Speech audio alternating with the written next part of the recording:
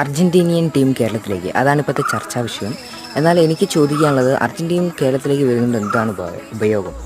കേരളത്തിലെ സ്പോർട്സ് മേഖല വർദ്ധിക്കും, ഒരു ഹൈ ലെവലിലേക്ക് വരുമെന്നാണ് അധികാളും പറയുന്നത്. എന്നാൽ എനിക്ക് ചോദിക്കാനുള്ളത്, എങ്ങനെ വളരും? അവരിവിടെ വരുന്നു, കളിക്കുന്നു, പോകുന്നു. അതുകൊണ്ട് എന്ത് ഡെവലപ്മെൻറ്റാണ് ഇതാകുന്നത്? ലോകമെമ്പാടും കുറച്ച് അറിയപ്പെടുമായിരിക്കും കേരളത്തിലെ അർജൻറ്റീന വന്ന് കളിച്ചു അത്രമാത്രം, അല്ലാതെ മറ്റൊന്നും ഉണ്ടാകാൻ പോകുന്നില്ല എന്നാണ് ഞാൻ വിശ്വസിക്കുന്നത്. കേരളത്തിലെ ഫുട്ബോളിനെയും സ്പോർട്സിനെയും വളർത്തിയെടുക്കണമെങ്കിൽ ഈ 100 കോടി ഉണ്ടെങ്കിൽ നല്ല സ്റ്റേഡിയങ്ങളും അതിനുള്ള ഫെസിലിറ്റീസും ഒരുക്കാൻ സാധിക്കുമെന്നാണ് എനിക്ക് തോന്നുന്നത്. എന്നിട്ട് ഇവരെ കൊണ്ടുവരുന്നുണ്ടെങ്കിൽ അതിലൊരു കാര്യമുണ്ടായിരുന്നു. അല്ലാതെ ആദ്യം തന്നെ ഇവരെ കൊണ്ടുവന്നിട്ട് ഡെവലപ്മെൻ്റ് ആകാൻ പോകുന്നു വിചാരിച്ചാൽ അതൊന്നും നടക്കാൻ പോകുന്ന കാര്യമില്ല.